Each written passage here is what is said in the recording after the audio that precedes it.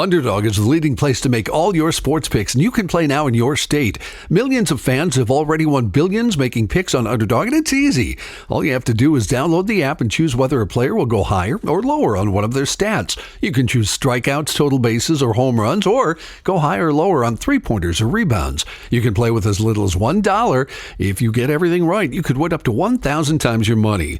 This week, I'm looking at baseball, and as usual, Aaron Judge is my choice to go higher on the stats that involve his hitting. Download the Underdog app or go to UnderdogFantasy.com and sign up with promo code GARAGE to unlock a special offer of up to $1,000 in bonus cash when you make your first deposit. That's promo code GARAGE. Must be 18 plus, 19 plus in Alabama and Nebraska, 19 plus in Colorado for some games, 21 plus in Massachusetts and Arizona, and present in a state where Underdog Fantasy operates. Terms apply. Concerned with your play?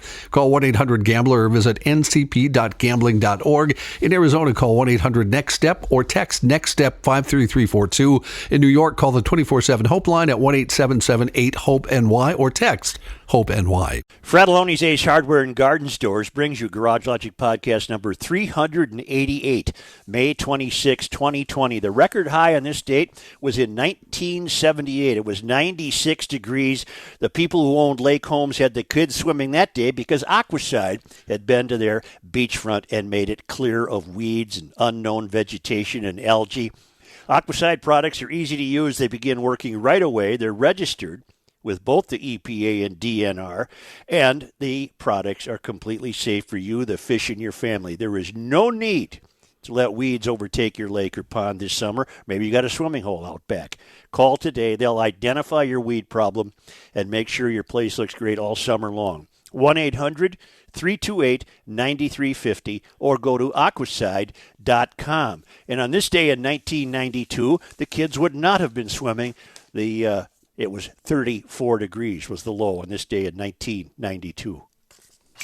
And now, from the mayor's office, above the boathouse, on the east shore of Spoon Lake, it's Garage Logic with Rookie on production, Chris Reavers, director of social media, John Hyde in the newsroom, and occasionally Kenny from the Krabby Coffee Shop. Here is your flashlight king, fireworks commissioner, and keeper of common sense, your mayor, Joe Souchere. Emailer Brian says, how is the lilac report going? Any sightings? Enjoyed the podcast. Yes, I tweeted out an informative picture about 2 days ago. I'd say my lilacs are about 2 days away from full flourish. Very nice. Beautiful today. They look pretty weak.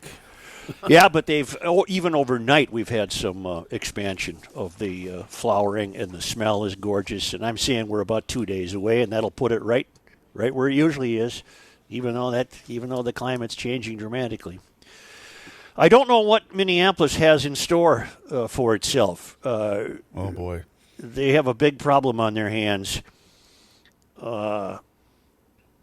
There is a 10-minute and 8-second video that I watched, and it was very difficult to watch, taken by a citizen watching a Minneapolis police officer with his knee on the neck of a suspect.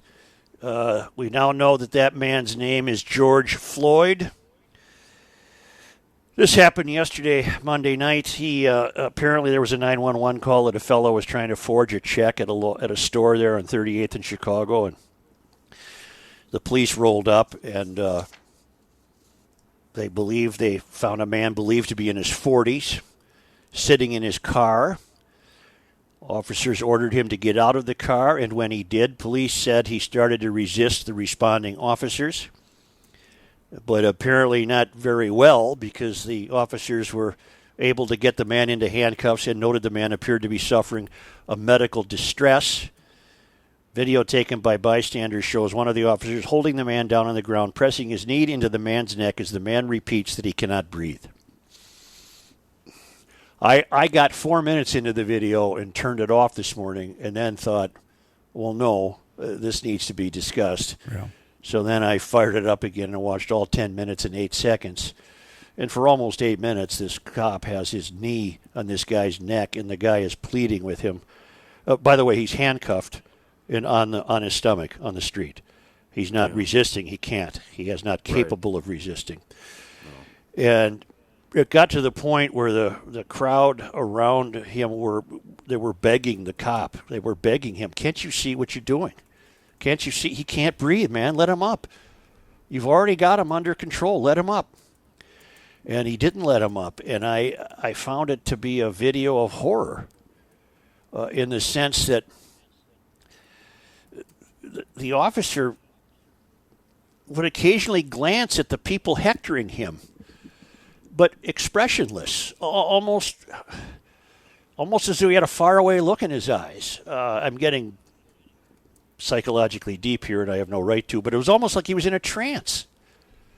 He just kept it up and up and up until the guy succumbed. And that's the worst part. I mean, he stopped moving. And you could see bodily fluids running in the street. Right. Did you notice that? Yes, I did. Yeah. In the very beginning of the video, he's begging. He's begging the officer he can't breathe. What I didn't see cannot possibly alter the conclusion I've drawn based on what I did see. Yeah. I didn't understand the 3 or 4 minutes the man appeared completely unresponsive, but he left his knee on his neck. Yes. At some point, don't you go, hang on. He appeared to have lost it. He appeared to have lost his senses. I'm not saying that to excuse his actions. That was an example of horror. And if Minneapolis riots, who in God's name can blame anyone? No, you can't. It's completely indefensible what the actions of that officer. And that's the problem. You know, I think a lot of people know my dad was a cop. And the people that are going to hate this the most are other cops. Because that guy now makes everyone else look bad. And that's what is just infuriating. It was such a brazen defiance of decency to kneel there with your weight on the guy's neck for 7, almost 8 minutes. Of 3 or 4 of those minutes where the guy is no longer begging for any mercy. He's out. Mm-hmm. There is no way in the world that this can be spun to excuse this. If I wanted to create one out of fiction, I could not. Well, and because there is body cam footage, correct? The story that I read that there. Yeah. Well, they're all required to wear it. Well, I guess what my point's going to be, there's no reason that Freeman or whoever makes the call can say that this can't be released to the public now. If this woman hadn't been shooting this video, Lord knows what would have happened, or how this would have been spun. It's all over the world right now. There's no hiding the video. It's all over the world. It was just on CNN a couple of minutes ago. And I the don't partner, know that what else is there to see? I suppose the initial arrest. That's what I'm. Yeah, that's what I was getting. Okay, but explain to me how anything in the initial arrest could have resulted in what we saw. As I said, what I didn't see cannot possibly alter the conclusion I've drawn about what I did see. Well, and the initial arrest was they suspected him of forgery. Was that? So what? Yeah. You don't get killed for writing a bad check. That's what I was getting at. That's not justifiable in any means whatsoever. Well, there's nothing. There's nothing. There's nothing justifiable about that behavior of that officer. No. Daily Mail reports that this guy also was the seller of loose cigarettes on the street, whatever that means. Does that mean marijuana? I have no idea. But even so, no, it just means you buy a pack and you sell them one at a time. Yeah, well, and that's the Daily Mail, so I have no idea if that's right. But even these bystanders, the cop with his knee on the fellow's neck, he would look up blankly at the people haranguing him, telling him to stop. Did you guys catch that at all, or is that just my take of it? No, yeah. And his partner was worthless. His partner, why didn't his partner have a sense of decency? Mm-hmm. And you know that this is going to be turned into the oppression of black males. But this is what that was. There's no way to avoid this. This was horror. I keep using the word horror instead of horrible. Horrible doesn't capture it. This was horror. I've never watched somebody essentially die slowly. He didn't look alive when they put him on the gurney. No, he wasn't. I guarantee he wasn't alive then. But they say, well, he died at the hospital. I'm not sure I buy that. I don't buy it either. I don't. And then when the cop finally did get up, he appeared to still be in this trance-like state, walking around and never once acknowledging these people who you would think he might have barked at them or snapped at them and said, hey, quiet down. Nothing. Never said a word to anybody. Well, since you've gone down the psychological path, then what do you suspect? You've mentioned it a couple times, so what do you suspect? Well, I think this guy was murdered. Yeah, I do too. There's nothing you can tell me about what I didn't see that can alter what I saw. And I think the horse feathers are going to hit the fan, and who can blame anyone? Yep. I've always been one to cut the old coppers the benefit of the doubt. You know, Jamal Clark, for example. I didn't cut the cops any doubt on who was the guy Fernando killed. Castile. I didn't cut the cop any doubt there. That was just a bad cop. But the Jamal Clark, you know, I believe if the police say he was reaching for their revolver, I happen to believe that. Plus, they didn't torture the guy. Yeah. It was a quick episode, an unfortunate tragedy for everyone. This was different. This is one of the strangest things I've ever seen. And I know we've mentioned it on the show a number of times, but I think what we're seeing now is the product of not enough good cops want to be cops anymore. And I think that's a real big problem we have. Well, for all I know, this is an award-winning cop. No, it's not. I don't. But we don't know anything about him. Well, what else do you need to know about him when you saw that 10-minute video? Right now, I don't need to know anything more about him. But you said we're not having good cops. For all I know, this guy has been an exemplary cop. He has been involved in a couple of police shootings, but not to the point where it cost him his job. I guess my point is the bar being lowered. Do you see what I'm getting at here? Yes. Yeah. I think it's because a lot of and we all know a lot of cops. I just think that the problem we're having is not enough good ones want to deal with this kind of stuff anymore. And I can't blame them. But there wasn't even anything here, essentially, to deal with. It sounded like a routine call. Hey, I got this guy over here. He's trying to write me a bum check. So the cops show up. How did it get to that point of him kneeling on his neck? Oh, God. You got him down and handcuffed at that point, you know. Yeah. Pick him up, throw him in the squad, and let's go. And then a couple of times they said to him, get up. He couldn't get up. He was dead. Not only was he dead ultimately, but he couldn't get up because the guy kept his knee on his neck. Mm-hmm. And from what I understand, the knee is not supposed to be on the neck at any time. It's a move that they use, and it's the knee on the shoulder. Right. It's not an approved restraint mechanism by the police department. A knee on the neck is not part of the protocol. Well, it kills people. It's a move that I used to dispatch animals, Joe. Mm-hmm. It's a patented lifelong move made to kill animals. And I've done it a million times with raccoons and other things. And to do that to a human is just, oh my God.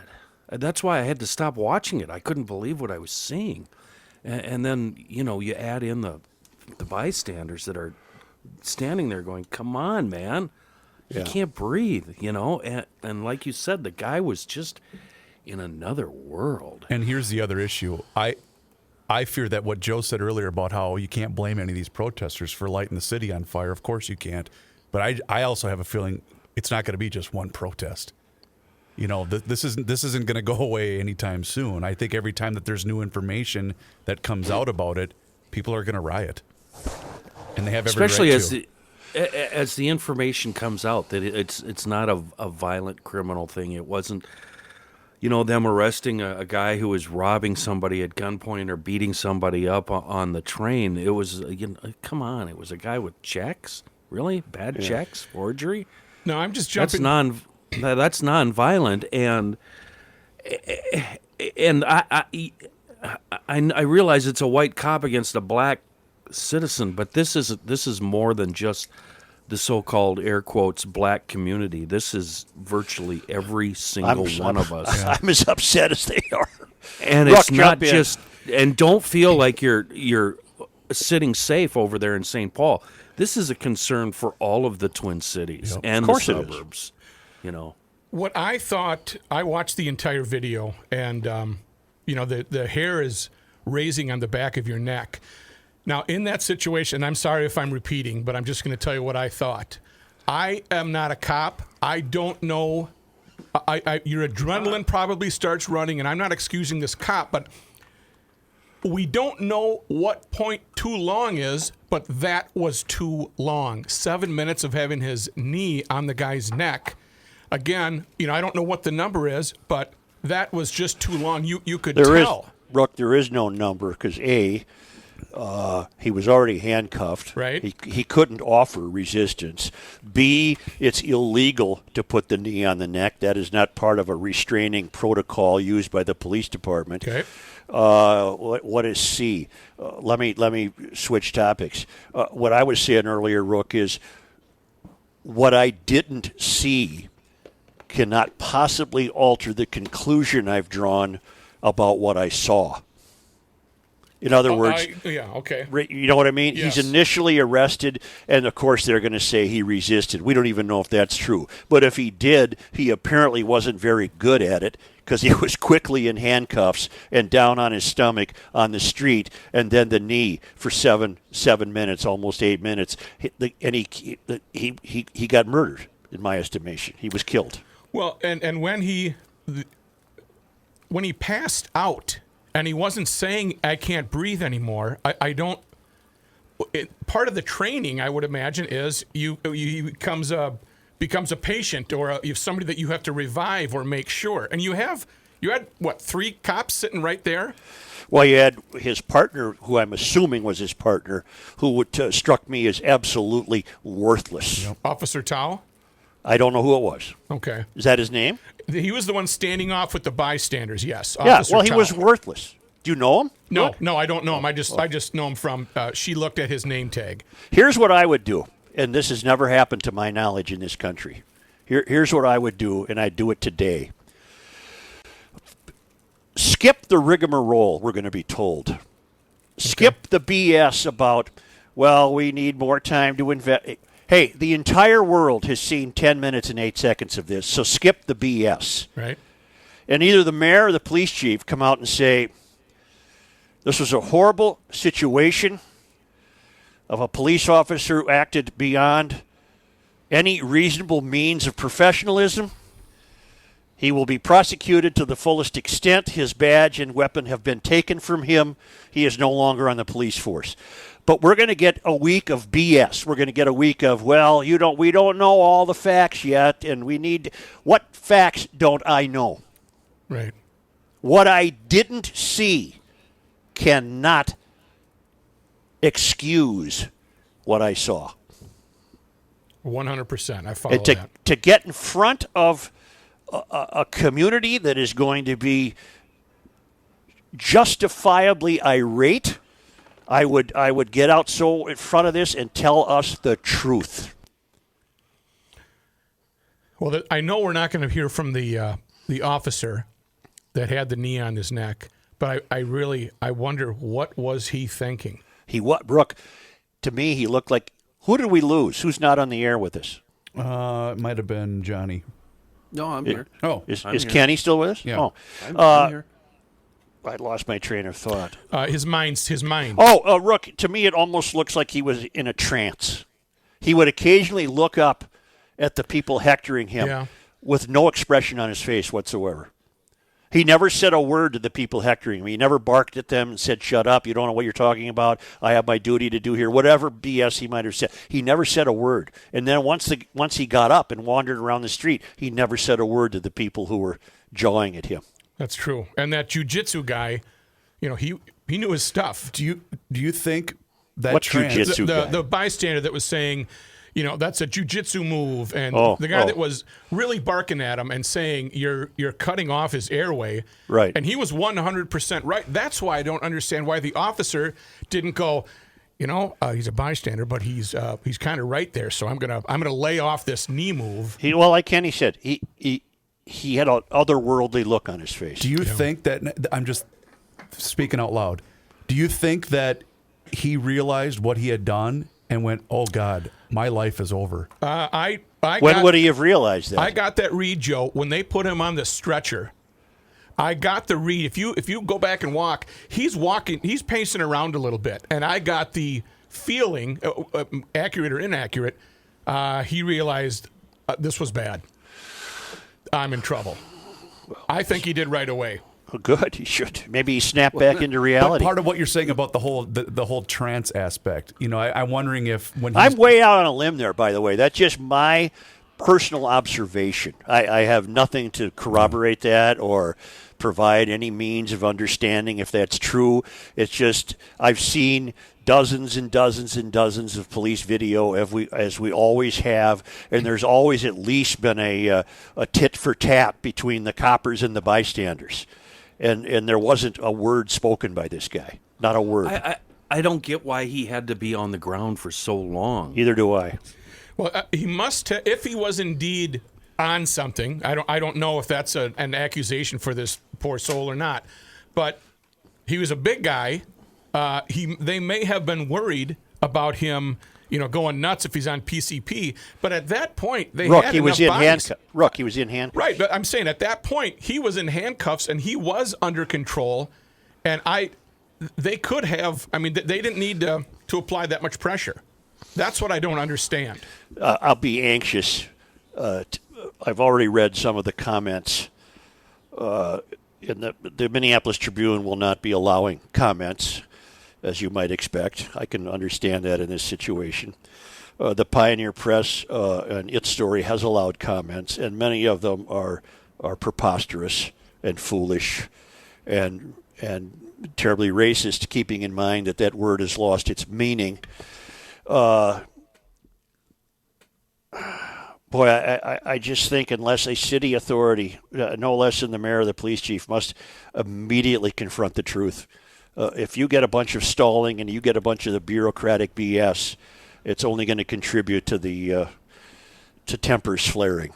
And the only thing that might save today is, seriously, the only thing that might save today, and I'm not trying to be, this is not hyperbole. The only thing that might try to save today is 100% chance of rain beginning about 4 o'clock through the evening. Yeah, and there's photos already surfacing of protests have already begun. By the way, Matthew, where did you get the angel dust reference? Where'd that come from? Angel dust, PCP. You know what this stuff does to kids? No, Matthew, where did you hear it? I mean, did you hear it on the video or did you read it somewhere? Why did that pop into your brain? One officer said, "This is why you don't do drugs, kids." He made that reference in the video, and so I just assumed that he must have been on something, and maybe I don't have proof of that, so I can't say that happened. Unfortunately, you might be giving them their story. Their story being we feared he would become wildly uncontrollable and a threat to the surrounding citizenry. I can hear their BS being developed right now. But there's going to be an autopsy. And that narcotic, angel dust, PCP, is probably one of the few where that does happen. Where maybe if you've taken too much LSD, but other than that, you just absolutely lose control. You're way out ahead of something here. None of us have any idea if that was the case. And Joe, we're just trying to figure out what the hell with this cop, Joe. We're just trying to figure out why. What we didn't see cannot forgive what we saw. That's my theory. Even if he was going nuts. Okay, you need to get some more cops, to well, okay, they thought I don't know. I can't get in their mind because it just, your blood just started to go, hey, lay off right now. He seems pretty subdued. And then after he had passed out. He was subdued in minute 1. Well, I agree. Yeah, that's yeah. And I'm also with you, Joe. Full disclosure. Here's everything we got, people. Here's everything we have. We're not hiding behind any bureaucratic red tape or BS. This is what we have. This is what we're doing. And we can't do anything more. The mayor did say something this morning, too. Oh, Fry? Yeah. Yeah, Yeah, he did. yeah. And so did the police chief. They both spoke about it. In what sense? Fry said, if you're sad, I get it. If you're angry, that makes complete sense. If you feel the need to protest, of course, we want to make sure people are able to express themselves. But then he went on to say there's another danger out there, COVID-19, saying there's a need to make sure everyone voicing their opinion is staying safe. And the police chief said, we clearly have policies in place regarding placing someone under control. He stated, a look at the incident and how those policies applied will be part of the full investigation that we will do internally. Okay, but the whole world has seen 10 minutes and 8 seconds. Yeah. So you're getting what you didn't want, Joe. You're getting the I'm already getting it. I'm already getting Yep. it. But the world has got 10 minutes and 8 seconds of that guy losing his life. Yeah. Boy, I'd like to get inside Mike Freeman's mind right now to see what his plans are. And the fellow's name was George Floyd, thought to be in his 40s. Truly one of the saddest moments. Well, there's been a lot of sad moments between cops and citizenry, Yeah. including the murder of that woman 3 years ago, Justine Demond.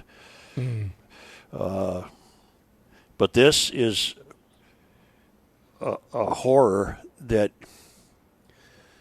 because of technology and everyone owning the capability to videotape everything at a moment's notice, that's another thing.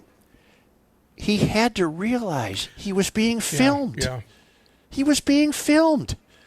Well, that's why I thought the one officer was blocking the view of the camera operator. Didn't it seem like that to you? Especially after he lost consciousness, you notice many police officers getting in the way of the camera. Well, Yeah, I saw 10 minutes and 8 seconds where nobody got in front of the camera, including the guy's worthless partner. And I say worthless because he That's didn't. not what I saw. What did you see? Well, that officer obviously blocking the view.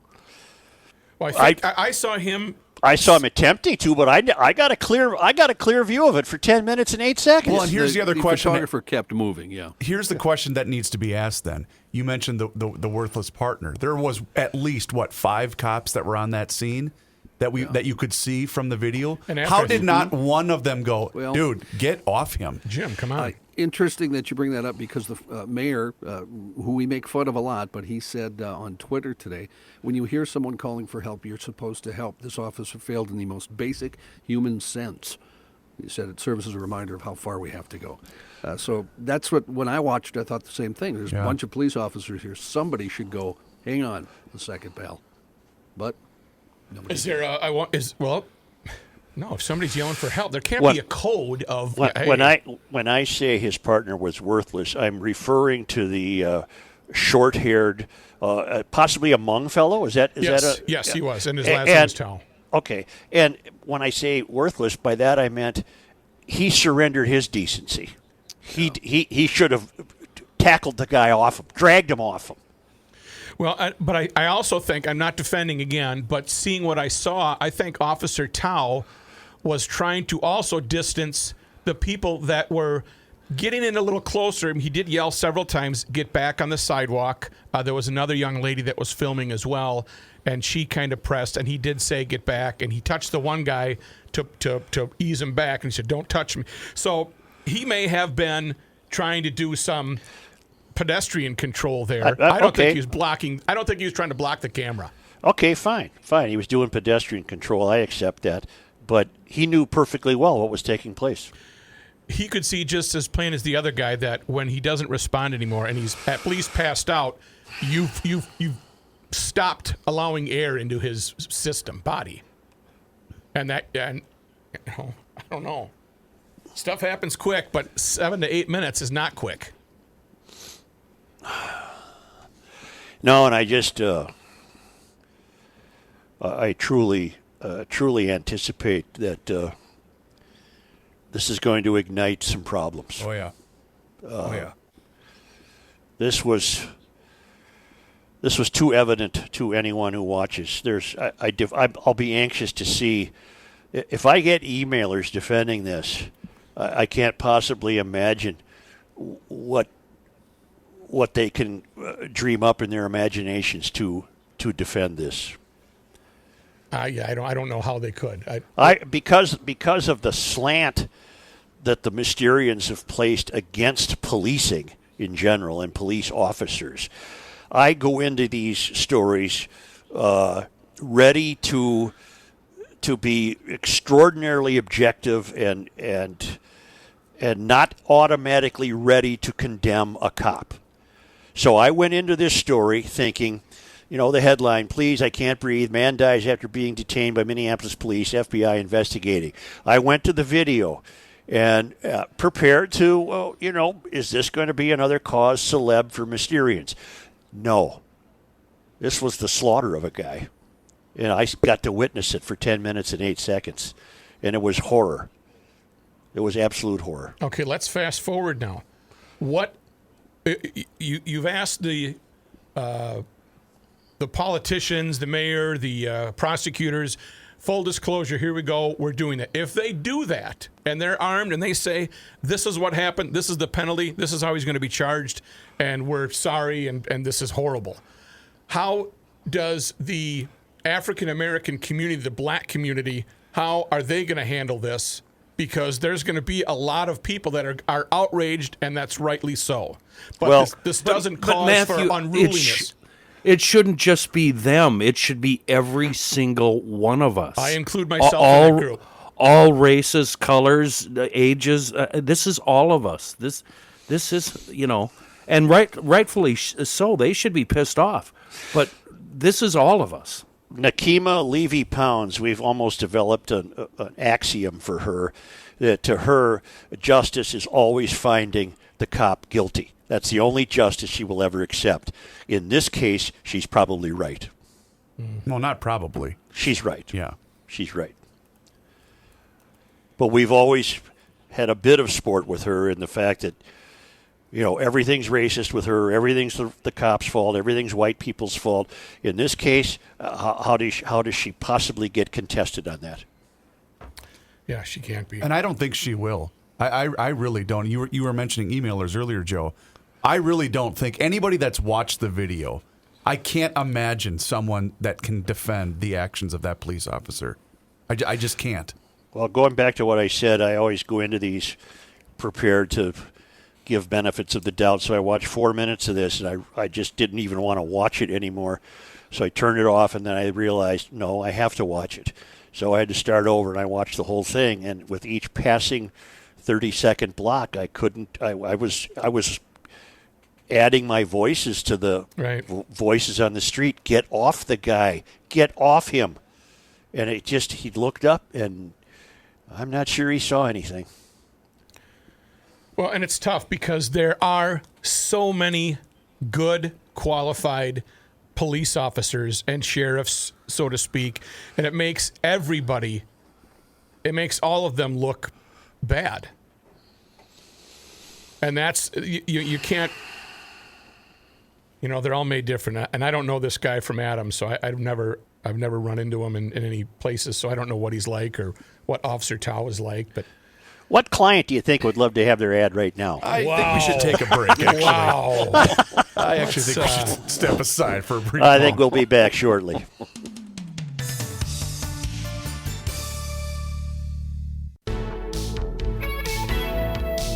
Flashlight, check. Tool belt, check. Attitude, check. He's going in. Joe Souchere. Front page story today in the Pioneer Press detailing again the incredible popularity of bicycling. Manufacturers are running short of inventory. Stores can't keep them in stock. That is not the case at EcoFun Motorsports in downtown Forest Lake. They're back open for normal business Tuesday through Saturday, 10 a.m. to 6 p.m. They have the Bentelli e-bikes in stock, the Yamaha e-bikes in stock, not to mention the scooters, the 4x4s, the side-by-sides, the ups and downs, the ins and outs. They got the Yamaha motorcycle line, helmets, clothing. But most importantly, you're going to be spending a summer of social distance bicycle riding. Bicycles are going to get harder and harder to find.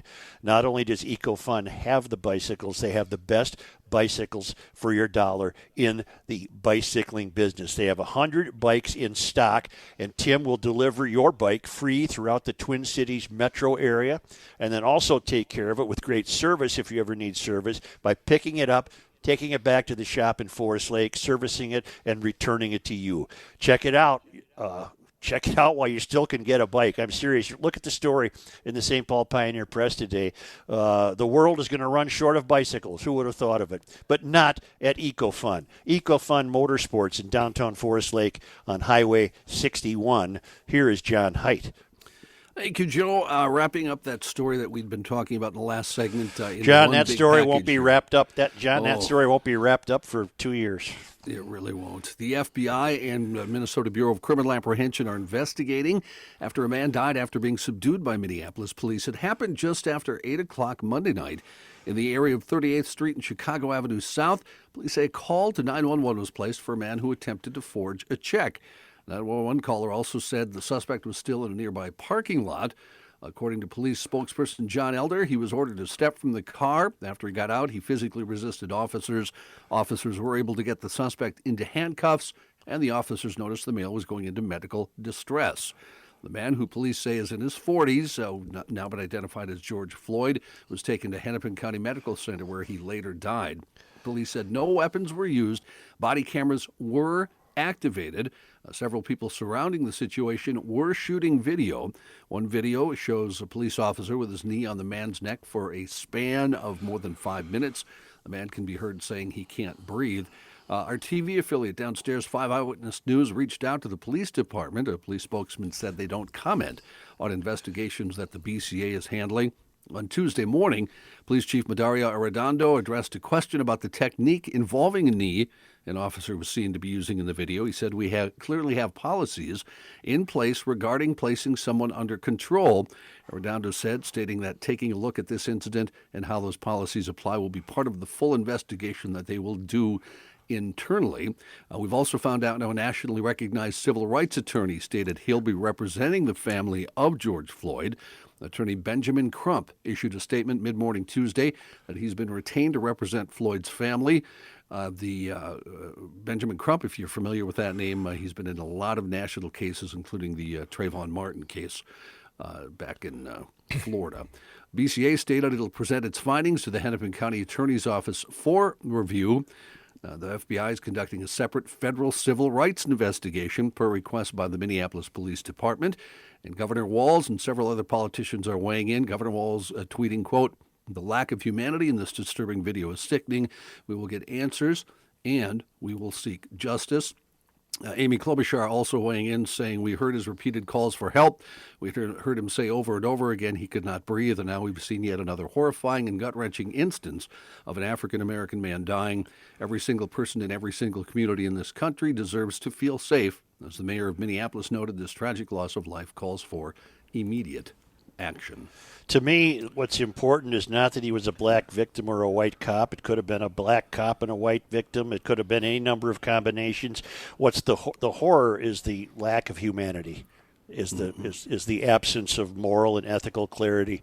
That's the sadness. That's the sadness. Where do you think that is coming from? Dealing with it every day, where Yes. it's been just like a slow boil. Yes. Okay. And who knows? There's nothing to know because, unfortunately, for everyone, we have 10 minutes and 8 seconds of video. Casinos reopening in Minnesota. That includes Mystic Lake here in the Twin Cities. Have you missed them, Joe? Today. Terribly. Okay.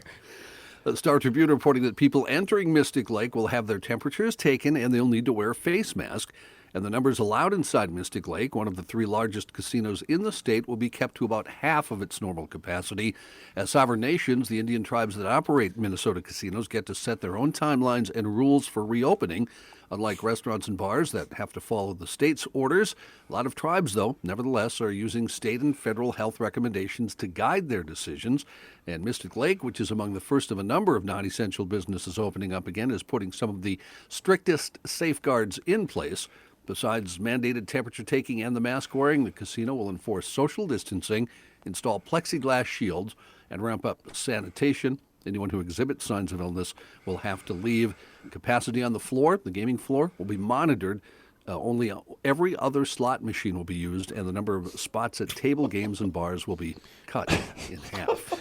That'll do it. There we go. We're good. Flatten the curve. A sneeze goes from here to Connecticut, but you'll be every other slot machine. You'll be all right. Yeah, but yet my kid can't play baseball this summer. Right. Perfect health. A historic house is on the market in Minneapolis. It's not just any 3-bedroom, 3-bath home overlooking Cedar Lake. This home, designed by architect Frank Lloyd Wright. Blend of stone and wood. I'm starting to think he's overrated. I am so sick of America's love affair with this guy. I'm over really the getting guy. tired of it myself. My God. Those beautiful Sat straight around lines. Sat around and drew houses. Yippee! Blend of stone and wood. Slap up a floor-to-ceiling GD windows, log cabin and shut up. Plus, you Open couldn't heat L-shaped the damn things. floor plan. And a visual emphasis on natural surroundings. They're all trademark Wright. How many times have we Anti-Frank heard? Lloyd Wright. How many times have we heard another bleeping feel-good story about that bleeping gas station up in bleeping northern Minnesota? Yeah, I got a big picture of bleeping it. deal. It's a stupid gas station. Yippee, scoopy. Not to mention the diddly-do. waterfall house. Yeah. That's a good one he did. Sick of that. I've been guy. there. I've been there many times.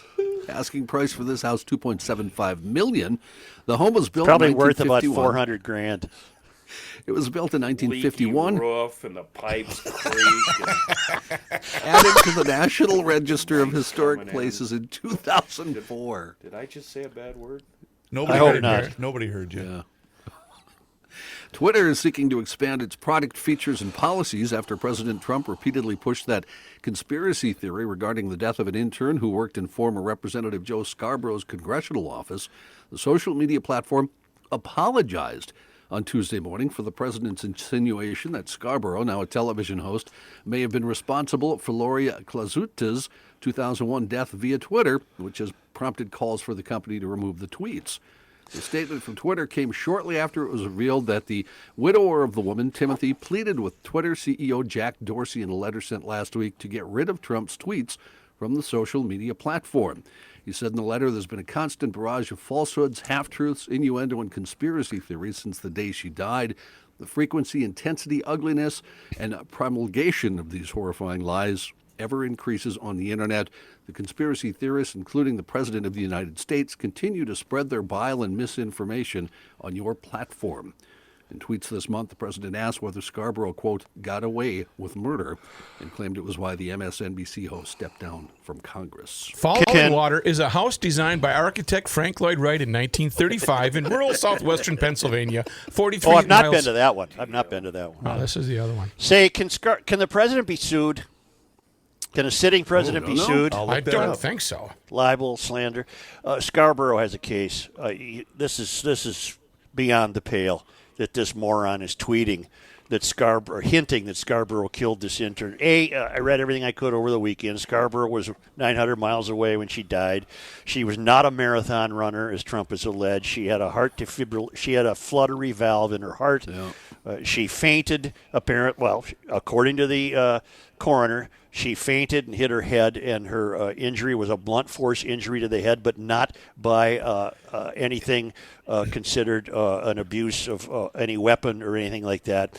And I don't understand the president digging himself into this hole. He's pathetic to do this. I don't know Scarborough from a hill of beans one way or another, but seems to me that Scarborough has a claim here on this buffoon for insinuating that he murdered an intern. In a 5-4 decision, the Supreme Court ruled that the president is entitled to absolute immunity from liability for civil damages based on his official acts. The court emphasized that the president is not immune from criminal charges stemming from his official or unofficial acts while in office. Isn't it criminal for me to accuse John Haidt of murder without any evidence to support that? Joe, third What? rail. Third rail. Come on, man. Yeah. We got third rail coming up with the governor of Michigan. It's pretty interesting. Go ahead, Johnny. One Minnesota town in Sibley County is adding to its rock and roll history. A scene in Prince's Purple Rain was filmed in the small town of Henderson. I'm starting to feel about you do about Frank Lloyd Wright. Frank Lloyd Wright. Yeah, God I'm almighty. This story is dumb. Just go to the next story. Where was the they're spot building in a big Henderson? John? statue in Henderson. They're building a big statue of Prince. Might have to drive by it big, today. not big. It's 5'7". It's life size.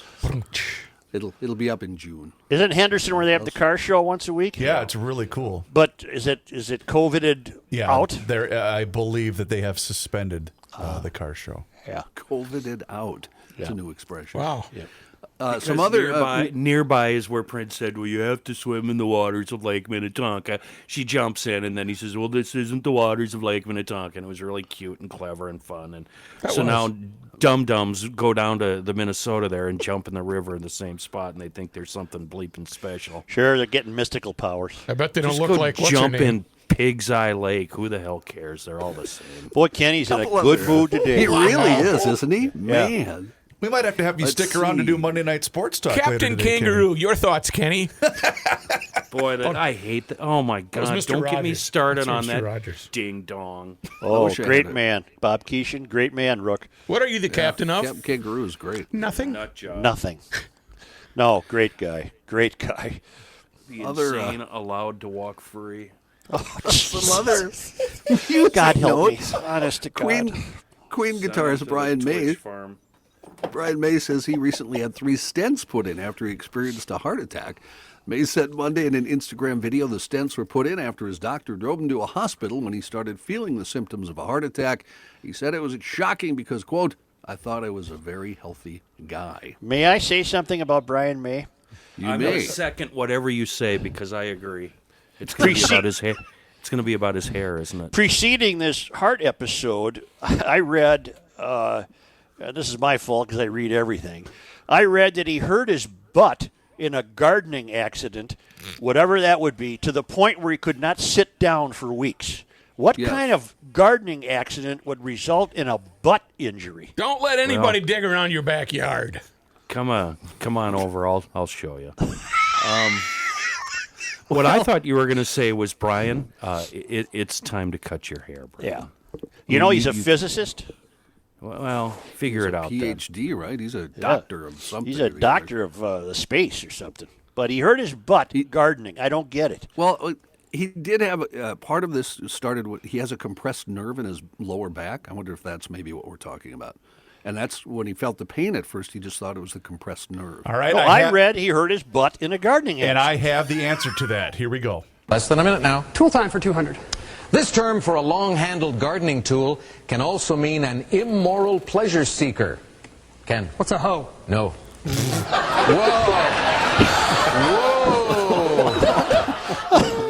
I think that summed it up.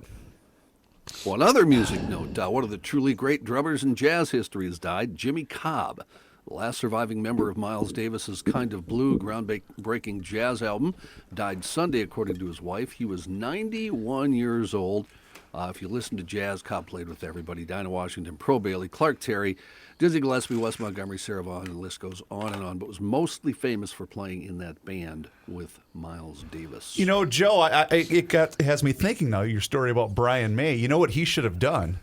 He should have ordered some Chill Boys, and that never would have happened. If he had the fresh, clean feel of a pair of Chill Boys, he would not have hurt his rear end in a gardening accident. That's guaranteed. If you go online, chillboys.com, you can place your order. All of us, except for John, have been gifted with the fine wares of the Chill Boys. Johnny, I'll run your package up here at some point this week because I need to take a drive. What? Rookie brought mine over. I've worn them, and I really, really think they're great. There's a difference. There's a real difference. There is. And I know that they've already had a number of orders placed from GLer. So thank you for supporting them. Go online, place your order. They are a Minnesota company.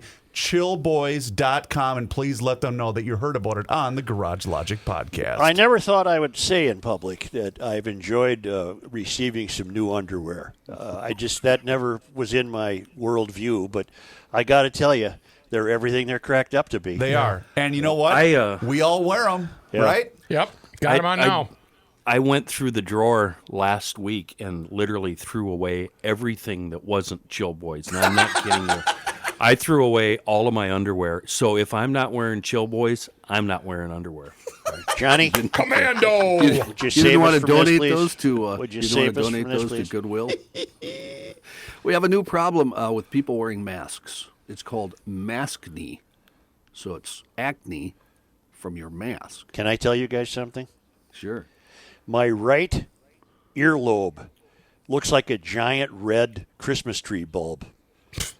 My left earlobe is normal. My right lower earlobe is a great big red bulb.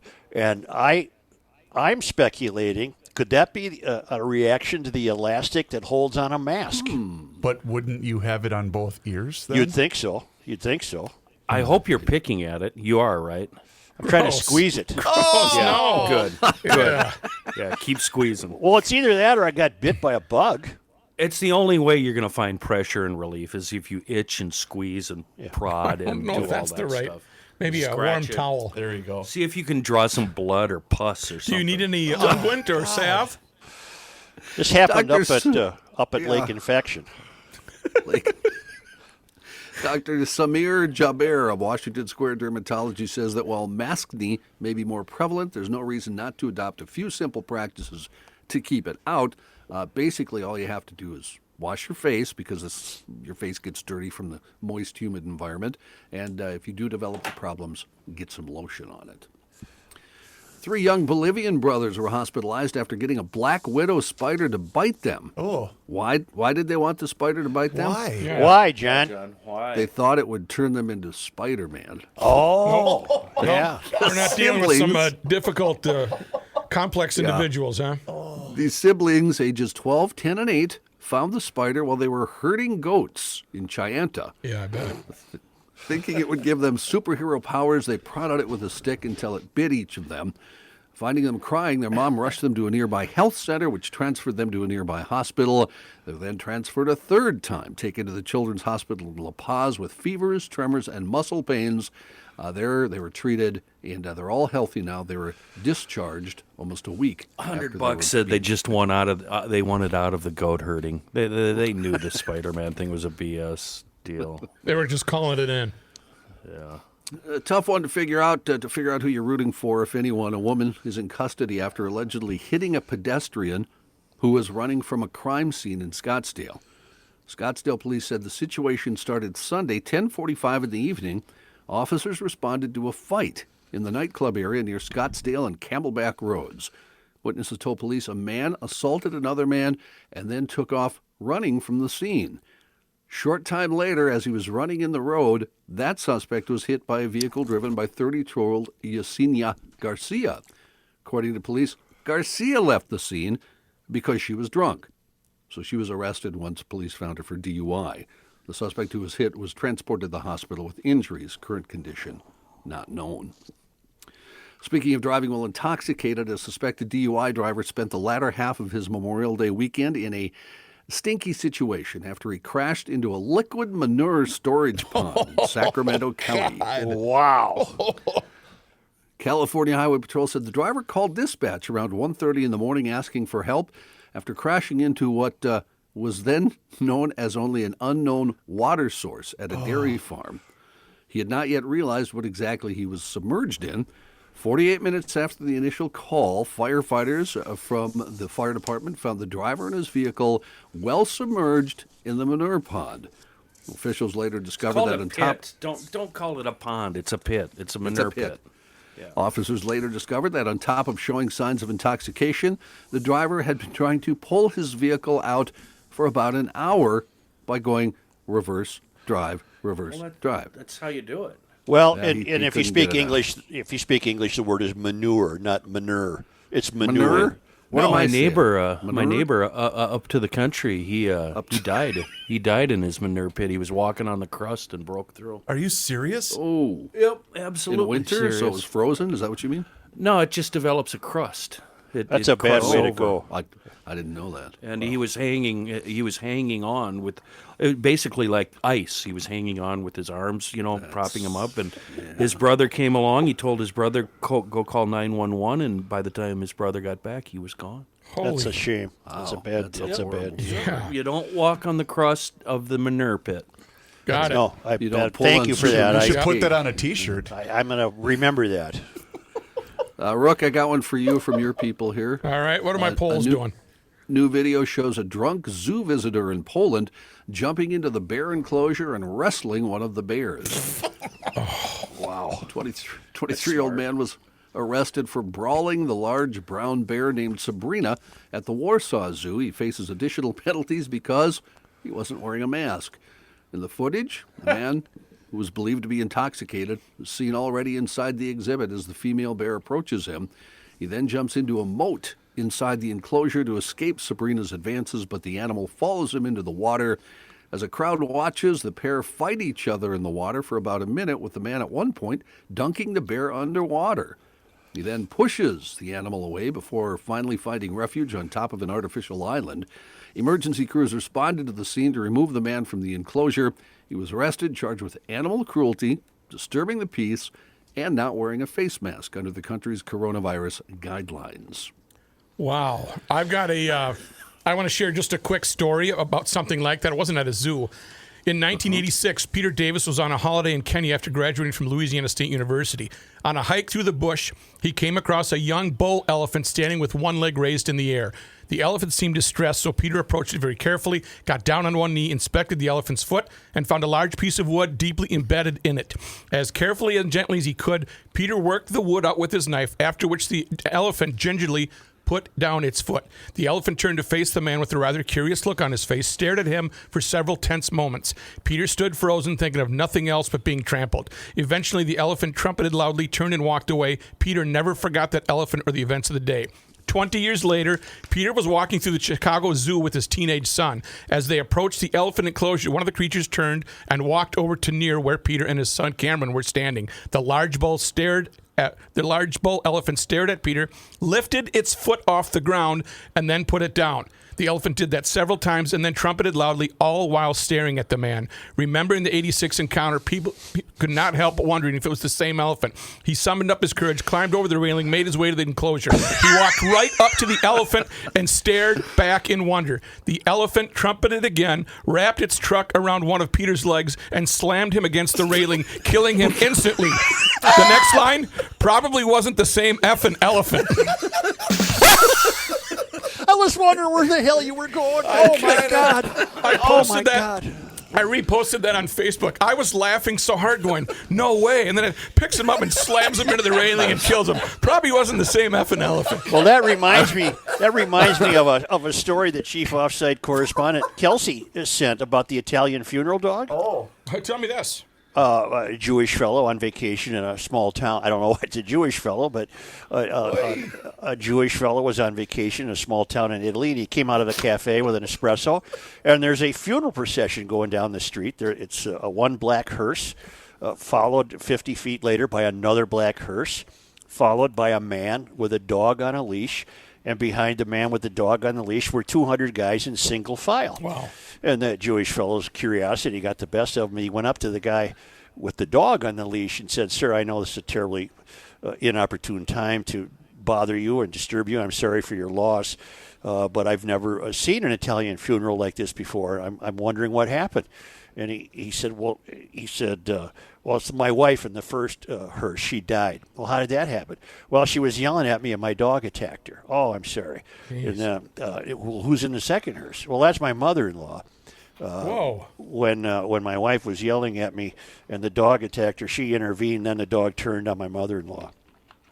And the Jewish guy quietly said, can I borrow your dog? And he said, get in line.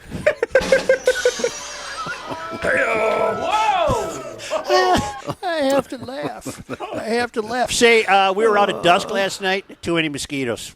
Way too many mosquitoes. What are you going to do? I'm going to call Mosquito Shield. They're new to Garage Logic. They're GLers. They're Ray and Mike, a father-son team who own and operate 2 franchises here in the Twin Cities. They've done Reaver's House. I was it works. out It in works. the yard all night till I had to go to night-night. Yeah. Right, And till someone summoned you. Till in. he woke up in the hammock. And I would not, honestly, I would not have been able to do that prior to them being out at my house. It really Mosquito works. Shield. Getting rid of mosquitoes and ticks is their expertise. They're not like other pest control companies that spray for bugs.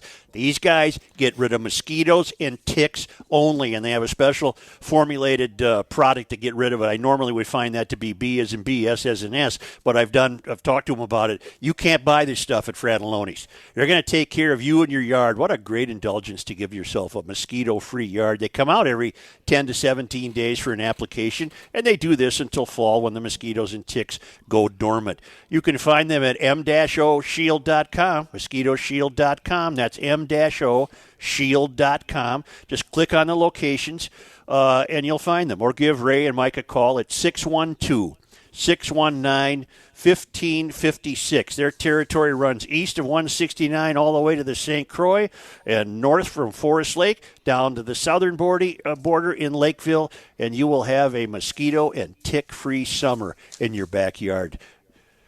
Right, Johnny? Yes. Looks good. Attaboy.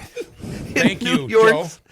In New York State, a man from the city of Troy rolled a minivan onto its roof on Central Avenue and then fled the scene. There was one problem when he fled, though. When police caught up to him, he had to be cut out and treated for cuts because he ran straight into a barbed wire fence. Oh, boy. That has to hurt. That's a Yeah. shame. That's a shame. Incident happened at 6:40 a.m. Officers responding to reports of the crash found the minivan on its roof in the travel lane. The minivan had left the roadway and hit a telephone pole, splitting it before coming to a rest. Witnesses told police say they saw the driver flee on foot. He was identified as 36-year-old Jonathan Bernard. He told police he fled because he knew his license had been suspended.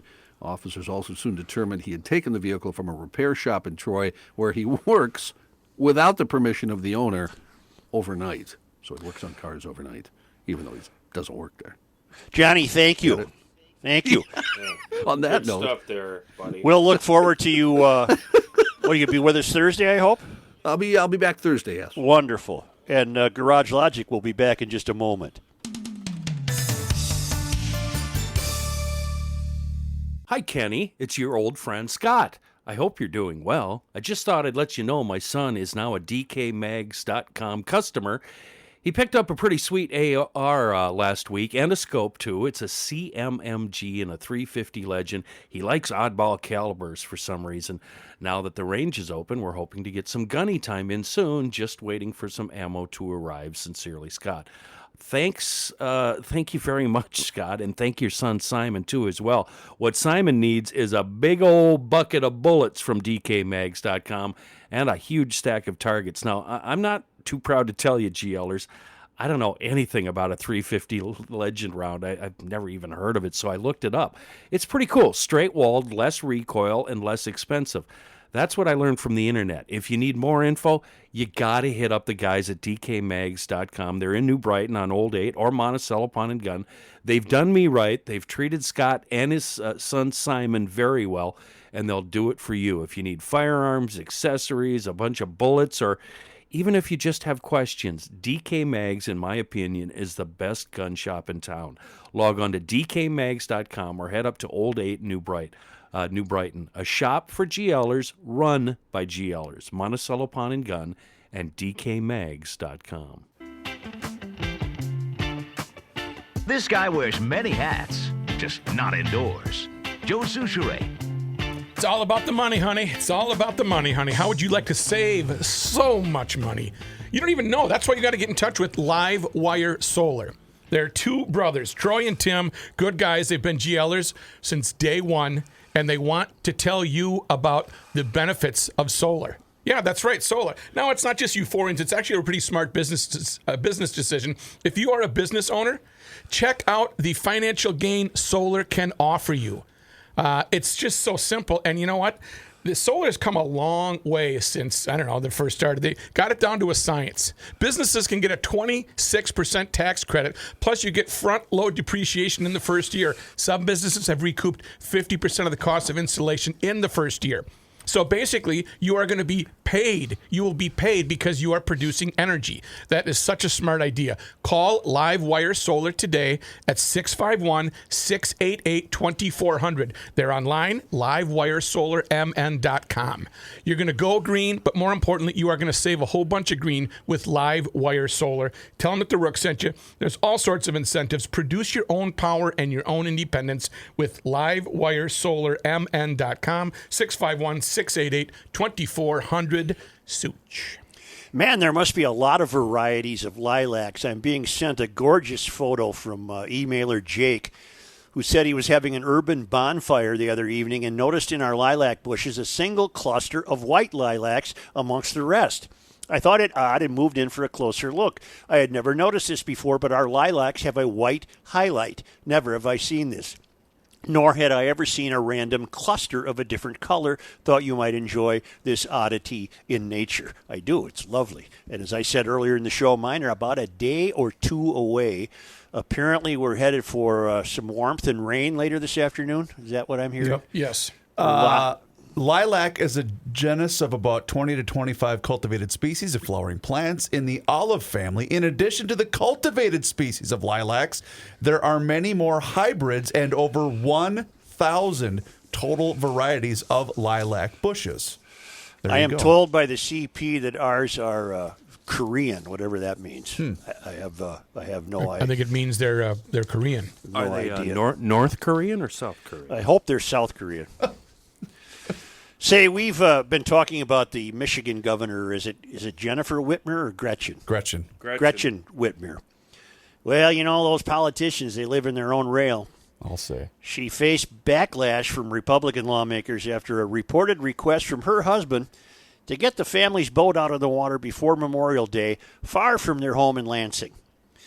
Whitmer, a Democrat, famously has imposed one of the strictest lockdowns in the country, sparking frequent protests. What's more, she's told people not living in northern Michigan to stay away from vacation spots there during the holiday weekend. In Facebook posts no longer visible to the public, North Shore Dock LLC and its owner, Tad Dowker, focused on what Dowker said was a request last week by Whitmer's husband, Mark Mallory. The post caught the attention of Republican state lawmakers who said the governor's family may not have wanted to follow the guidance she's issued for the rest of the state. Ooh. This morning I was out working when the office called me. There was a gentleman on hold who wanted his boat in the water before the weekend, Dowker posted. Being Memorial Weekend and the fact that we started working 3 weeks late means there is no chance that is going to happen. He said our office personnel had explained to this man, and he replied, I am the husband of the governor. Will that make a difference? The docking company later noticed that Mallory respectfully accepted that the accommodation would not be possible. Whitmer spokesman Tiffany Brown refused to comment specifically on the matter, saying the administration wouldn't address every rumor that is spread online. Doesn't sound like it's a rumor. Right. She said in a statement, our practice is not to discuss the governor or her family's personal calendar or schedules. Well, of course not. And we're not going to make it a practice of addressing every rumor that is spread online. There's been a lot of wild misinformation about the governor and her family. Last Monday, Whitmer announced restrictions would be lifted in some regions of northern Michigan, but urged those who don't live there to stay away. If you don't live in those regions, think long and hard before you take a trip, she said. A small spike could put the hospital system in dire straits pretty quickly. That's precisely why we're asking everyone to continue doing their part. Don't descend on Traverse City from all regions of the state. The vacation property Whitmer and her husband have owed Perfect Health. Excuse me. Is about 25 minutes from Traverse City, according to the Detroit News, but the family permanently resides in Lansing, over 150 miles away. State Senator Tom Barrett, Republican Charlotte, said Whitmer had urged Michigan residents not to descend on the city. Yet what did her family try to do, Barrett said. In the Army, we have a tradition that the leaders get in line for chow last behind everyone else in the unit, he continued. Here is a leader of our state. Her family is trying to cut people in line. After rising to fame over her stringent coronavirus policy, Whitmer said she has been in talks with the Biden campaign about a potential vice presidential candidate pick. None of this should shock us, right? I mean, these people they live in their own parallel universe. I'm going to tell you, I'm the governor. I don't want you out in your boat. In the meantime, honey, will you call the marina and get our boat in for Memorial Day? Tell me who I am. Would it help if I told you I was the husband of the governor? Well, that's a douche move. You know what? It didn't help, so we got that going for us, which is nice. Yeah. Mm-hmm. I wish I lived on the rail where I could hire somebody to do all these docks I have to do every spring and fall. None of which are mine, but yet I do them anyway. Jim has a great point about the Samer theory. As the COVID-19 coronavirus pandemonium rages on, we are seeing people going nuts at an ever-increasing rate. The social distancing has given all of us more time with our electronic devices. We are, on a global scale, proving the Samer theory. The only way to combat the growing epidemic of insanity is to enact an emergency moratorium on the use of all electronic devices, with the exception of those devices deemed essential. That is, devices needed to produce or receive podcasts and those needed to chill beverages would be exempt from the emergency moratorium. We were all in this together, distantly together. You know, the Samer theory, if you've not heard that, was a guy named Samer, was in the armed forces in the late 70s. And he told a buddy of his, who subsequently called our show, Buck. He told his pal Buck, and we tried to get Samer on many times. But Samer's theory was he worked with electronics in the Army. And he predicted, and this is serious now, he predicted to his buddy Buck, who then alerted us to it, that because of so much radiation produced by so many electronic devices, we were all slowly going to go crazy. And you know what? There's something to that. There's something to the Samer theory. And I think Jim is onto it there. Social distancing has been exacerbated. The behavior has been exacerbated by people spending way too much time with their personal electronic devices. Do you know that Minneapolis now has a mask rule? Yes, I do. Mm-hmm. Begins this evening. Most of the state does, actually. Mm-hmm. You know what's unfortunate? The wearing of the mask, like everything else in our suffering culture, the wearing of the mask has become political in nature. Yes, it has. Yep. Yeah, if you wear the mask, you're a screaming lefty. And if you don't, I won't. I refuse to accept that. I'm not done yet. If you don't wear the mask, you're a screaming righty. And I think that there's a middle ground that would suggest that wearing a mask has nothing to do with who you vote for. Yeah, that's how it should be. My ass. You can kiss my ass if you think I'm either or because I have a mask on. It has nothing to do with anything political in nature. Maybe you got a sick kid at home. Or maybe you're taking care of an elderly relative. Yeah. It's no big deal. I'll wear the mask and I wear it at a store. And the thing is, because I will on occasion get the stare when I'm wearing mine at a store. It happened over the weekend. And up yours. It's a personal choice. I'm not scoffing at you for not wearing one. Leave me alone. Mind your own business. As Robbie Benson told the coach in the movie One-on-One, all the way with the red hot poker. Okay. Oh my! Wow. Don't know. I what have that a lot of means. masks. My favorite two masks are my Red Fox mask and my Richard Nixon mask. I wear those everywhere out in public. You get really hot in them because they're all made of rubber and your whole head is covered. But hell, they're a mask and they're fun. Well, in Minneapolis, beginning this evening, people who are over the age of 2 must wear a mask in most indoor locations.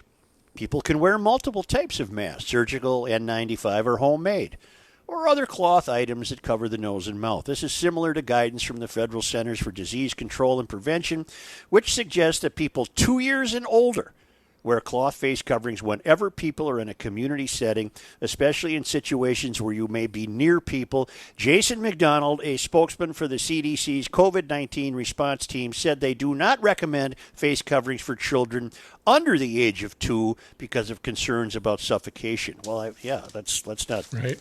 Let's not. We've already seen a suffocation on a 10-minute and 8-second video. I don't want to hear about another one. The city is asking people who spot violations to call 311. The city's health department will investigate complaints in food and lodging. The Department of Community Planning and Economic Development will investigate complaints in places selling tobacco and liquor. Police could investigate some as well. People will violate the new requirement, could face a misdemeanor and a fine of up to $1,000. Businesses could also face action against their licenses. Businesses that want to challenge a citation can request an appeal. Can businesses block people from entering their establishments if they don't wear a mask? The mayor's office said it is believed businesses could bar people without masks. How will mask requirements apply to bars, restaurants, and other locations? It's complicated. I think there's a Walz executive order where you may remove the mask to insert a forkful of food, and then the mask must be replaced. And speaking of Walz, what do we make of his announcement that there's going to be restrictions until there's a vaccine? He can't be serious. This is news to me. Is this something that just broke? No, it was over the weekend in one of his press conferences. I believe it was the one on Saturday or Sunday. Did you see his approval rating in the state of Minnesota? No. 65% approval rating, the way he's handling this. He's getting extraordinary kudos. Well, who's voting? In polling. Wow. I'm surprised by that. Mm-hmm. I'm almost positive I'm not I read surprised. that. I'm not surprised. I'm surprised at the margin. He has really been a big hit with the electorate of Minnesota. Mm-hmm. Let me see if 65%. I wonder what it was. Do you know what it was at its peak? Because it had to have been higher than that early on. I don't know. Because he was not playing politics, and people were loving it, and then now it's, some people. Then he lost the bishops and the bartending. Right. So here it is. On May 25th. So what was that? Saturday? Yesterday. No, yesterday. Sorry. Experts. This is according to Alpha News, but I know I read this in another place. I tried finding something quick. Experts say it will take 12 to 18 months to make a vaccine. Governor Walz says that restrictions will have to stay in place until then, until a vaccine is found. Well, that's asking quite a bit. That's asking quite a bit. There's also a point being made in Minneapolis. What if I can't get a mask? Well, right. I guess you can contact the city. They're selling them at the convenience stores. Yeah. You go into Menards, they've got a lifetime supply there. The Menards in Alexandria opens at 7. I was there at 7:01, and there's a security guard out front greeting everybody and making sure that everybody that walks in the door has a mask on. And if you don't have a mask, they will provide you with one for $1. I think what we should do, Joe, we should convert your garage to a little storefront. The CP can sell them right out of there. Like the Problem flashlights. solved. You get in her car and you might as well be in an ambulance. Honest to God, I told you before, I don't know what she's doing with them. I think she passes about at red lights. If you go to Countryside, Schmelz Countryside. Yes, sir. I think I don't know what their mask rule is, but bring one with you just to keep yourself safe in the event they say, well, look, we want to give you your test drive in your new Volkswagen, Alfa Romeo, or Fiat, but we're going to adopt the mask policy. Might be handy to have one in your back pocket. Schmelz Countryside on the southeast quadrant of Highway 36 and 61. Get this, and people keep asking me, have I done anything yet? I'm trying to wait till fall, people. I'm, kind of looking at the COVID money situation, but when I act, it's going to be at Schmelz Countryside. Right now, 0% for 72 months on all new 2019 and 2020 VWs with deferred payments of 120 days. That includes the 2020 VW Atlas Cross Sport, their new SUV. So here's what you do. They got 3 great websites that detail all the inventory and all the stats you need. Go to schmelzvw.com, schmelzalfaromeo.com, schmelzfiat.com. call and say, you know what? I love that red Julia I saw in inventory number 329. Can you have that one prepped and ready for me? Because I'm coming out for a test drive. Yeah. Let's go. Call 651-243-4316. 651-243-4316. Schmelz Countryside. It's a multi-generational dealer. This is their shop right there. They don't own 50 stores. Schmelz Countryside, Volkswagen, Alfa Romeo, and Fiat. Say, getting back to the masks, the protests over the death of George Floyd are going to be inevitable, correct? Sure. Yes. Yes. Well, in fact, they've already started. They've already started. Now, Yeah. So go ahead. Sorry. where have they already started? I know Amy Hockert retweeted a photo taken outside of the Cub Foods at the scene, and there are already people there gathered in protest. It's Cup. It's Cup, KU. not Cub. It's I'm Cup. sorry. I'm sorry. Cup. But It's I'm 38th wondering, in where do masks factor in to a protest? Do you think the protesters will be wearing masks? Some might, but I don't know. A lot of protesters have worn masks way before a virus because they didn't want to be identified. Right. Yeah, that's true. I saw a lot of that when the president was here outside of Target Center. So tonight at 5, and again, I don't offer this facetiously, I'm grateful that at 5 p.m. there's a 100% chance of rain. That could delay God knows what. So that could set back God knows what. I saw something on CNN because it's on in the background here of the studio. While Johnny was doing his newscast, they were covering the story. They showed a clip of the video. They showed Mayor Fry's press conference earlier today, but then they interviewed Melvin Carter. Yeah, I don't know why. Well, because they would be getting a reliable leftist voice from a black mayor to say exactly what they wanted him to say. And whatever he would have said in this case, he could not be disputed. Sure. I just found that odd, or should I not have found that odd? No, No, it's I agree. I don't think that's right. I don't think they should have gone over there. This is a Minneapolis problem. Yeah. Find other Minneapolis politicians, board members, council people, anybody. But it clearly may as well fits go- their agenda. you can- It clearly fits their agenda. But Joe, why not go up to Fargo then, or that nut job that runs Duluth? I mean, Yeah, who cares what these other cities have to say? No, I couldn't agree with you more, but you're losing sight of how this falls under their template. This is what they do. Right. Yeah. This is what they do. And no one has a right to complain about anything anybody says about this case because the world has 10 minutes and 8 seconds of it, and we all were yelling in unison, get off the guy.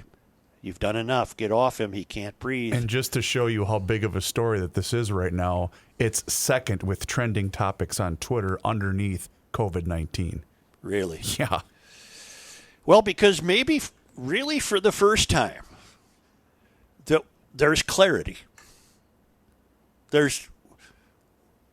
What questions do I have? I have none. Again, what I didn't see cannot erase the conclusions I've made about what I've seen. So we have clarity here. We have clarity. It was a very disturbing and horrific situation. But unfortunately, we have film clarity. There's no ambiguity about this. I can't possibly imagine what I could be told that would alter my belief about what I've seen. I just can't imagine what I can be told. When do you think we're going to hear from the likes of Freeman, etc.?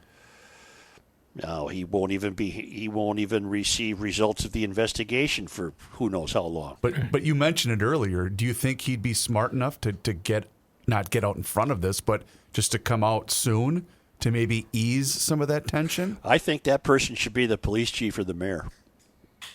Yeah. An absolute no BS speech. Absolute truth. This was a complete foul up of police behavior. Got to get right out in front. Hasn't Freeman tried to get out in front of other things, and all he does is stumble and get in the way, and he only serves his own purpose and nobody else's? Well, that can happen, but this isn't his call at this point. I would say you go right to the man most conveniently expected to give us the truth. That would be the police chief. I'd summon every camera in town at 5 o'clock this afternoon. Oh, they'll be there. I just don't know how you can frame this in any acceptable way. I can't even dream it up how you would frame this. Oh, has the union chimed in yet, or no? Probably still too early for the union police. Or no.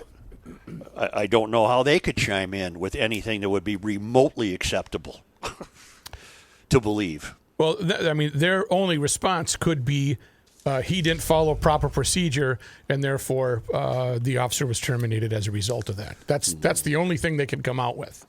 Mm-hmm. They won't say that. They're not going to say that. No, they won't. But again, then the perspective of other cops are going to be just this, and the tension will remain. What we have to release is the tension, and the only way you do that is, like Joe said, completely up front. That's the only way to release the tension. I hate to be so hung up on the weather, but rain will be a real blessing to help people. I was going to say calm down. People have every right not to be calm.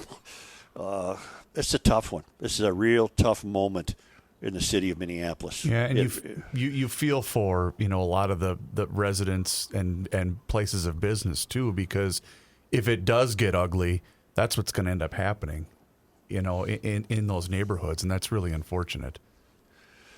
Can we take a short time out? Sure, why not? And be back shortly. Yep.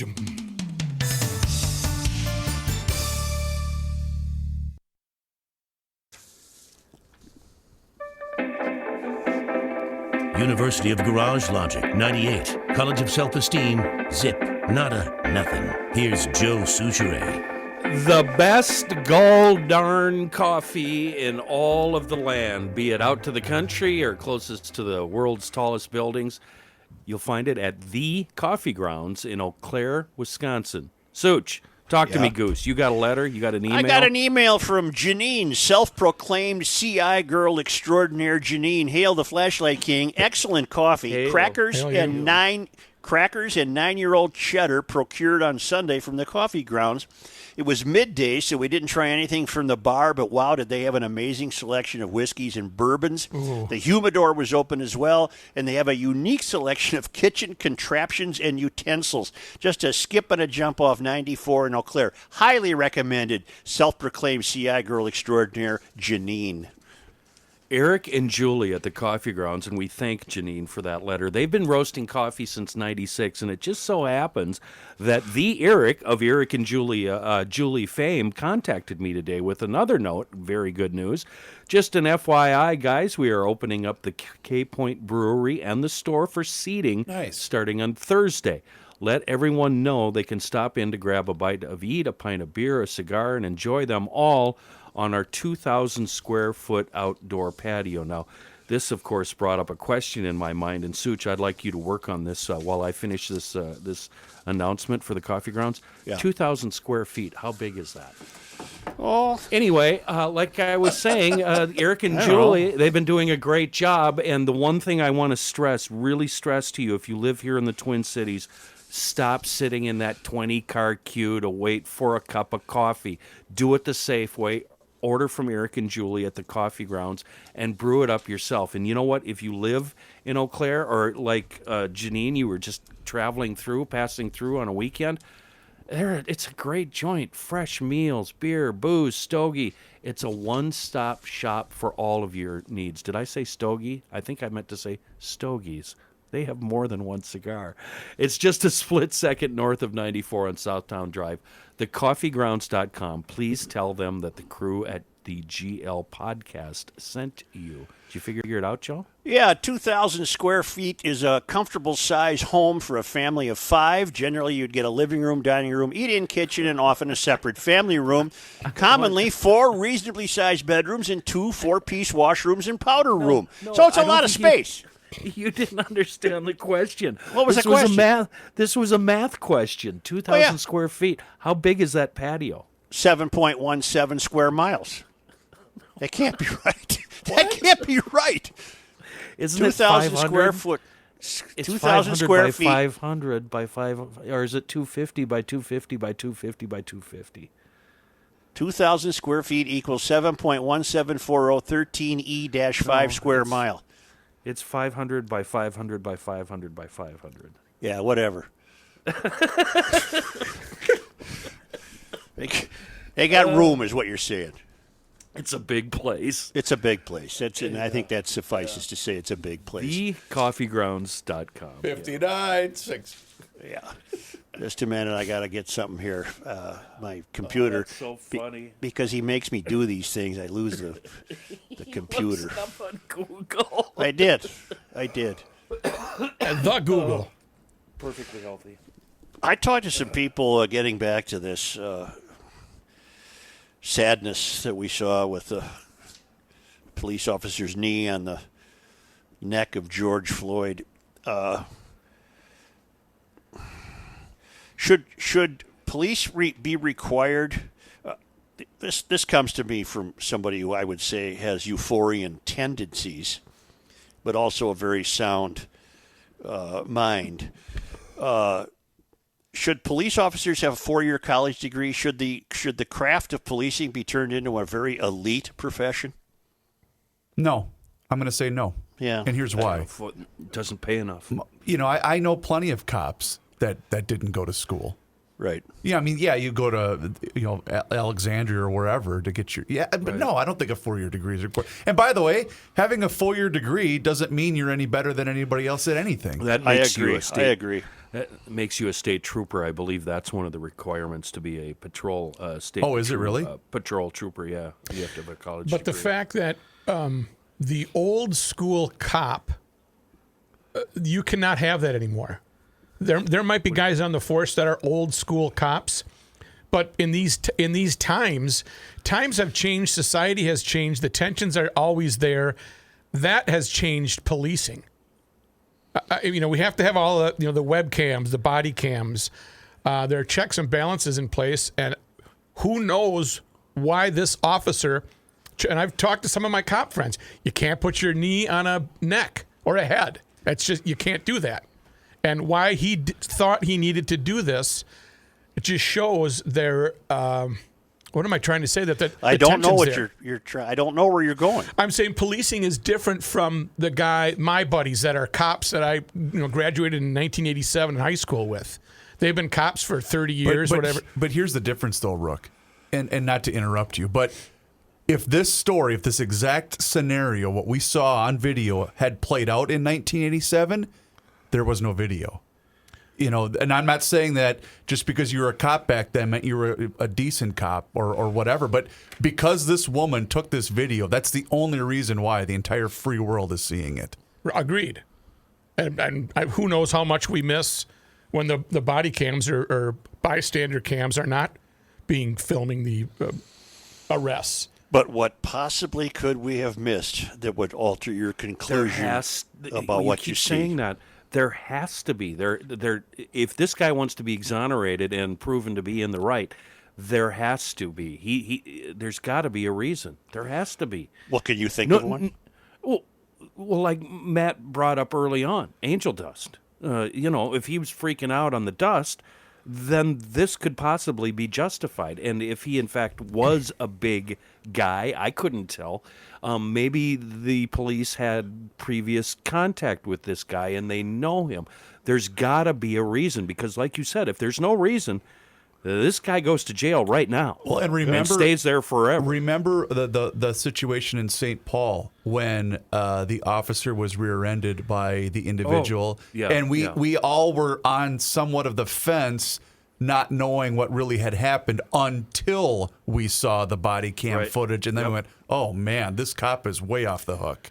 Well, that's the other thing that's outstanding then right now is hopefully they hit their body cams as soon as they approached him. I don't know when you turn your body cam on. I'm not sure what. Plus surveillance footage, that neighborhood. I know that neighborhood well, and I guarantee you there's cameras all over everywhere, including that intersection of 38th and Chicago. Well, then that's probably what they're exploring right now. But the more they wait, like Joe said, the worse it's going to get. Get out there, get out in front of it right now, and that'll flatten the curve. I like how you brought COVID in on it. Yeah. That's a good move, Pro. I appreciate that, professional. Well, Fry even introduced COVID to the protest. He said, Well, Joe, there's just another keep in problem we mind, have. The one thing that we've learned and that you've really, really been stressing to the five of us lately is we have to wait 24, 48, 72 hours for the story to come out. And we've been burned at GL before, Chris and I in particular, because we made a wrong judgment based on footage that we saw. And we didn't know until the rest of the story was published. But I know, like you said, I know what 10 I saw. 10 minutes and 8 seconds, the guy begging for his life and then the guy dying right in front of us. Mm-hmm. It better be a damn good reason for that. Because, I don't know how you could... Even if the guy was violent, I don't think that justified 10 minutes and 8 seconds. And this idea that we've unfortunately introduced, that's all unfounded. We don't know if he was on any kind of drug. Right, absolutely. We're just we're trying to figure out WTF with this cop. Right, that's what we're trying to do. That's why I say I can't imagine what they have to come up with. I can't imagine it. What can you come up with that will change my mind about what I saw with my own eyes? He was unarmed. He was handcuffed, and he was on the ground. Face down on the street on his stomach. Yep. There's on Twitter a 38th in Chicago landing page, and someone has posted, Minneapolis folks, there will be a protest at 5 in front of Cup Foods. If you are concerned about attending due to COVID, here are the numbers you can call to demand action be taken. Nope. And there's just a list of so the movement is growing. And that's the only one I see right now is the 5 o'clock outside of Cup Foods. But tensions are running high there. Chow Zong has some footage of people standing outside. So we're in, I don't know, this is the unexpected is really unnerving. Like you guys said, so tough to be a cop, especially in these Twin Cities right now. So tough because there are a lot of good cops out there trying to do good. South side, north side. And there are the ones, again. Cake eating side. Those are the ones that should be the most outraged of any group, are those cops. Well, if they come up with an excuse that I can believe, it'll be the biggest eat crow of my life. You were thinking about, we were talking during the break, you were thinking about going over there. If I were you, the only thing that would keep you personally safe, Joe, if you went over there, I'd bring about 20 of those Reaver's meatloaf deals with, or maybe some rookie burgers or some brats. I would hand them out and wish everybody you meet good luck. That's all hail the Flashlight King. Hail you. Hail you. Last year I wrote to you asking you to ignore my wife Sue's birthday. Please do so again this year. But I would request in the next 365 days you get the GL flag made available. It would be a great gift for my CI girl. Over the holiday weekend, we crossed over 2 state lines and bought several tanks of gasoline on our trip to Minnesota to move our daughter Ann and her GL husband John into their first home. John thinks his new yard needs a GL flag. Maybe the crack promotional staff could accomplish this mission in time for us to get him one for his December birthday. That's don't you, hold your Reavers. breath, pal. Saturday afternoon, during the move, I took a short break to go to Grunhofer's in Hugo to reload. I purchased several pounds of summer sausage, kielbasa, jerky, and 18 packages of brat. The place was full of happy people. On Sunday night after the move, we invited several family members over to see the new house. Knew we would need to have our Minnesota relatives bring us Grunhofers on the trips to visit. So we served them all brats, family favorites, maple egg roll and cheese curd. We got the classic gummy bear bratwurst for the adventurous part of the family. We even handed out entire packages to a select few. We want those people hooked so they can supply us later. Were we subtle? Not likely, but it is highly likely everybody will return the favor when they come to Lincoln, Nebraska this summer. Oh. We had 18 people at our party, not because we're rebels, but because we wanted to see our extended family. So far, nobody has gotten sick. Multiple businesses were rewarded with increased revenues as we outfitted their house and our youngest daughter Sarah's new apartment. Seems like a win-win-win. Good luck, Dave Chapin, Lincoln, Nebraska. So he two state lines and a couple of tanks of gas. Nice. He's brilliant, though. I was 18 packs of brats. He must have spent a lot of money, but boy, was he planning for the future. That's You know so what he was smart. doing? He was sowing the seeds. He was sowing the seeds of bratwurst addiction, and they'll send it to him down in Lincoln. Of course, he visited Grunhofer's, our favorite meat palace on the north end of Hugo on Highway 61. I can't do a better spot for Grunhofer's than Dave from Lincoln, Nebraska just did for us. Here, here. Check out Grunhofer's on your own to see for yourself why this is the meat capital of Garage Logic, if not the entire free world. We'll be back in just a moment.